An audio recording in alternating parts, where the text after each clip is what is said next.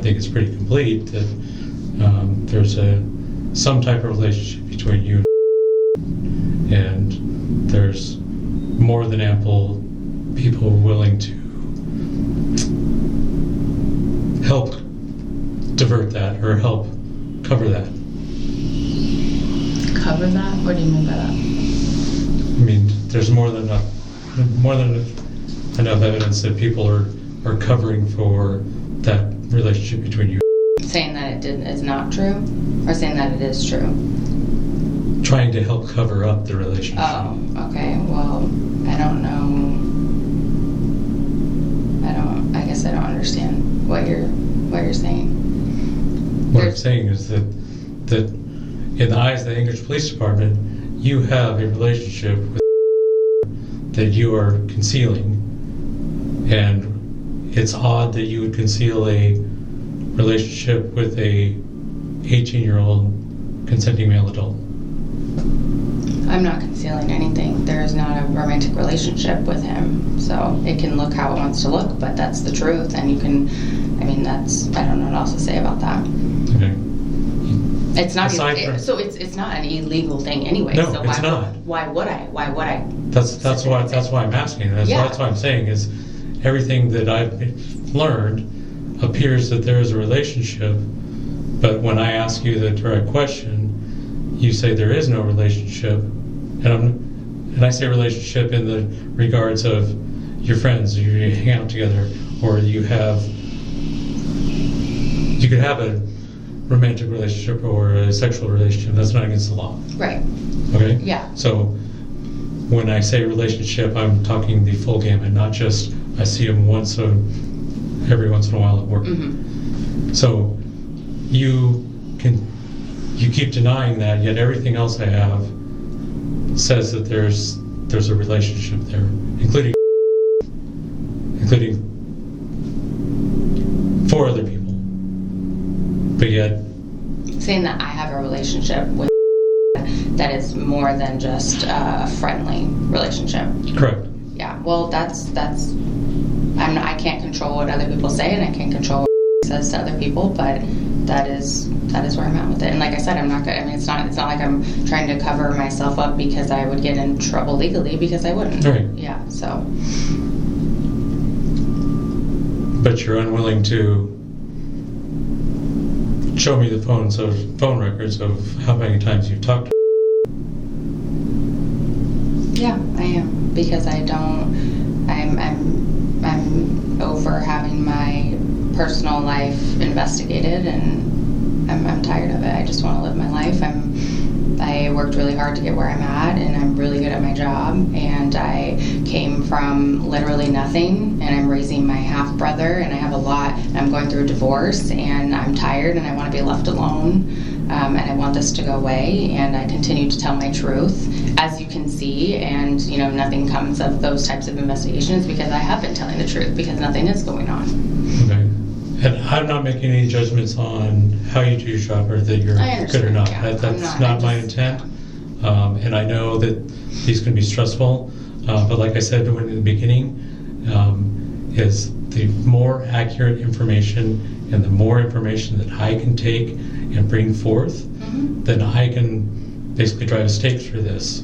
Like I can end it, but when people are not open and forthcoming with me, I can't do that.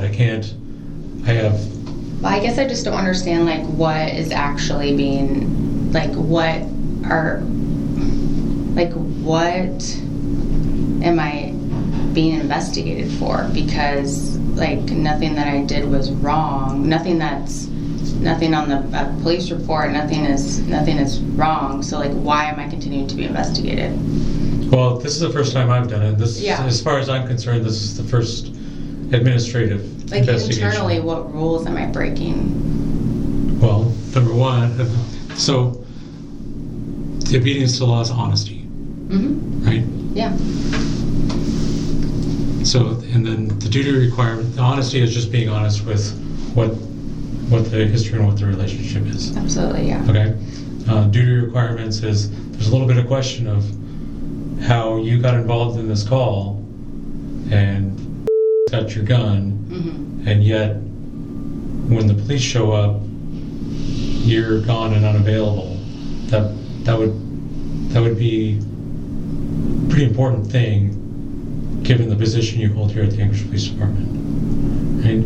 Well, I didn't. Yeah, and like I said, I didn't know that the police were getting called, and I did not. But you could reasonably assume that might happen. Yeah, but I did not know that who was calling me. I don't answer no caller ID number. No, I'm not. Yeah. I understand that part. Right. But what I'm saying is, you were involved in the touch off of this thing on last Saturday, and could reasonably assume, you yourself said you've been involved in many of these types of calls, can reasonably assume that the police would probably be called at some point. Yeah, I wasn't sure. Okay. But yeah. But that's a reasonable assumption. It's a possibility, yeah. And given your position with the police department, you might have information that would help us, or the responding officers, that could alleviate that incident or properly take care of that incident, right? I shared that information with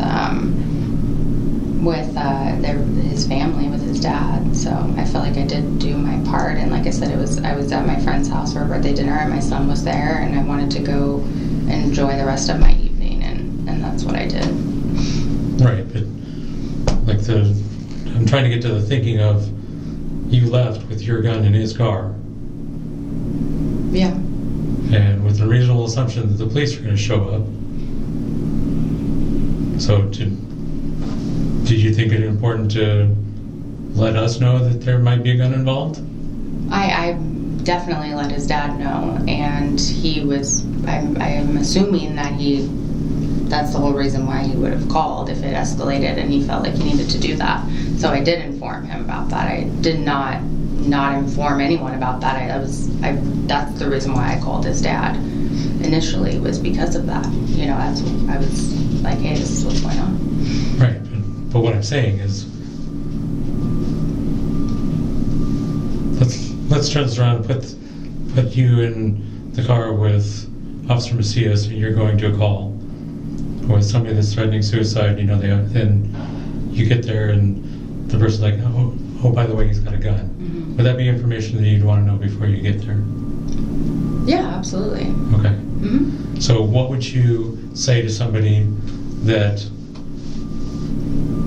knew about that and knew we were coming but didn't call? I didn't know you were coming. I didn't know that, and I passed along that information to the family members who were making those decisions, and I made sure that they were aware of that, and they're responsible adults, and they can make that choice. I wasn't involved in that part of it because I'm not in that family, and that's not my business, and so I handed the information over, and that's what I did. But your gun's in the car, and you knew that. Yeah, and I shared that information. I didn't know I didn't call the police, you know, and so. Well, and that's part of the issue, is you didn't call when you had first-hand knowledge of this. But the other part is, you didn't think that it was important to, like, what would you think that the police are going to do with the gun? I think they were going to take it to safekeeping. That's my thought, and I was going to figure that out today. It's my Monday, so. Okay. Yeah. So you didn't have any concerns about with the gun in the car and the police not knowing about it? The police did know about it. After Dad called? Yeah, but I wasn't concerned about the gun in the car until I talked to his dad. I wasn't concerned that he was going to do those things. Like, I wasn't concerned, about that wasn't a concern. The concern was that he was having some sort of crisis, and that he was upset with his family, and he was arguing with his dad, and I was trying to get him to, I was trying to find people who know him best and support him and care about him, and handed that information off to them and let them deal with their child. That's what I did. And yeah. What about this, though? This one? The sexual misconduct? Well, yeah. That's in there because of the start of this relationship, that we've already established that, well, you've said that the second relationship started with, or not the second relationship, the second contact with started until this past summer. Mm-hmm. Right, okay. Which he's 18. Like, yeah. Okay. Yeah, I was thrown off by that, I guess. I guess that's by all appearances you were covering your contact with since past summer. Covering it to who? To us, to the Anchorage Police Department. You knew you were under an investigation. I understand that you answered only the questions asked you based on advice to your attorney. Mm-hmm. Did anybody explain to you that this was going to be investigated administratively? Case said that you guys were going to probably end up looking at the file, but the detectives explicitly told me, like, this is about, like, mostly he wanted to look into, like, that arch, and so that's what was my thought process. It never was a thing that I was never worried about my relationship, my friendly relationship with, because it wasn't doing anything wrong, and so I'm not worried. I was never worried about that. Yeah. So I didn't think to bring that up to somebody, I guess, and I knew that it was being investigated mostly about, and so.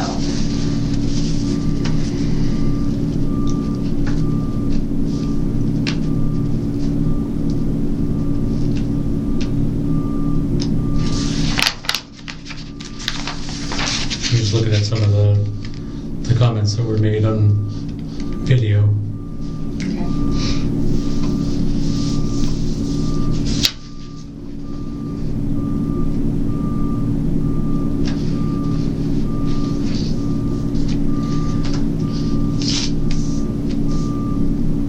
Why would be so reluctant to give us your name? He doesn't talk to police. Like, he usually doesn't. Like, at art, I feel like he has a bad experience with police, and I don't know why. He knew I worked for you guys. I don't know.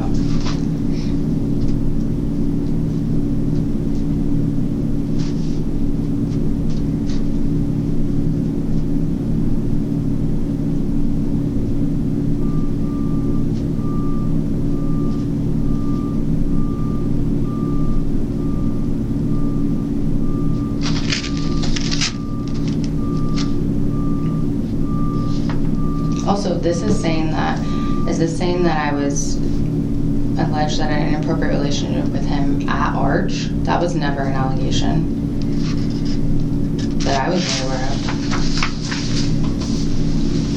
Anyway, I'm sorry, I don't know if it's relevant or not, but I just want to understand, like, what I'm being looked out for. Well, that was the criminal investigation, right? That was part of it. Of him, Detective Thomas asking you about. So, I think we're past that. Okay. I was just rereading this and thinking about it. I'm focusing on the continued relationship and why that's something that is ongoing when it's clearly problematic. Yeah. Good word.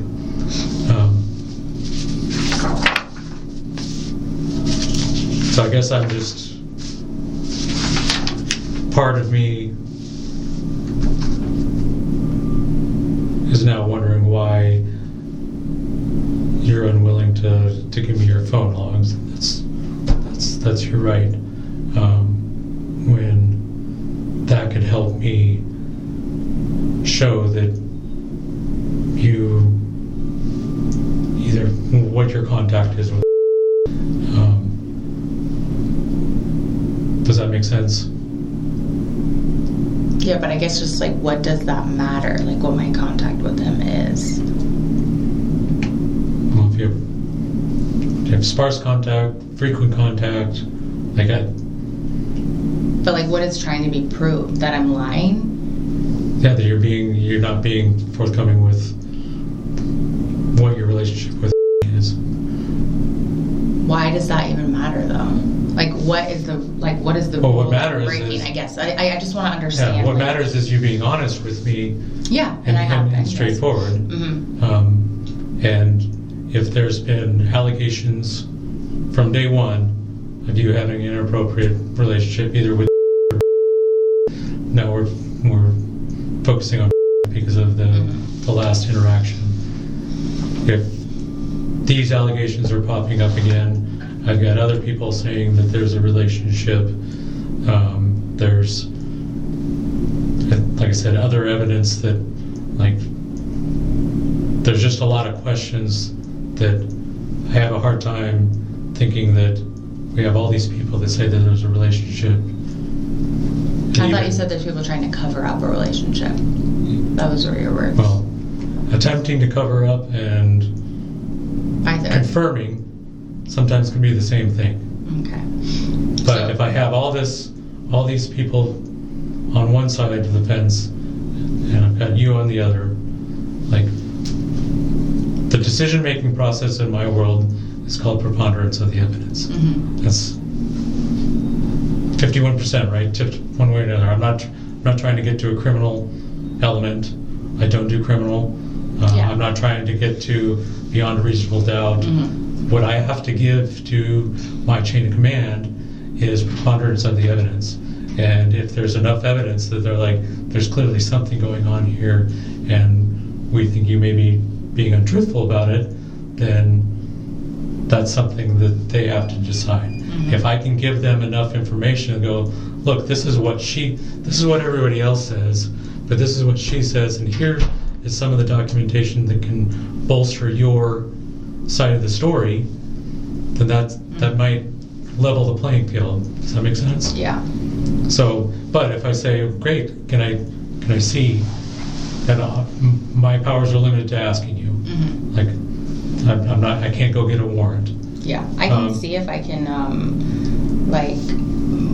back up my phone and on my iCloud and see what I can do if it's connected. I mean, either that or you can contact your provider and they can provide you with all that. Because that doesn't go away. Yeah, no, I know. Yeah. But if you can do that, I looked at anyway. That's something, like I said, that's another one piece that I can do it. Yeah. But when I ask you about it, I understand it's your right to say no. Yeah. And there may be 1,000 different reasons. Mm-hmm. But being the investigator that I am, when you say no, that makes it, okay, what is it showing that you don't want me to see? Yeah, and I'm not trying to be defensive. I guess I'm just like exhausted from this process, and that might help me be able to stop this. Because once this investigation's done, unless there's something completely brand new, we're done. And that's what Kay said, so I'm just like, oh my God, like it's just never ending, and I know some of that is my responsibility, like at this point with my firearm, and I understand that I was maybe irresponsible in that moment with it,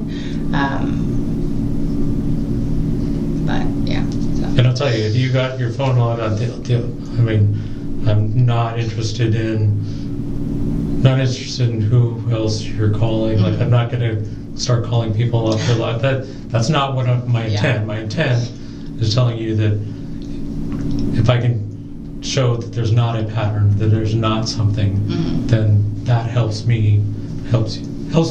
I know that sounds silly when I say that, but so that's why I'm asking for that, and that would be able to nail down that timeline of when you called. So it would help.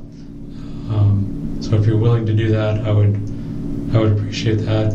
I've got other people to talk to, or at least try to. So, is that something you're willing to work on? I can see, yeah. Okay, because like I said, you being the phone holder, you can call at AT&T, whoever you have. Yeah, I'm not trying to be not forthcoming. It's not my. I don't know.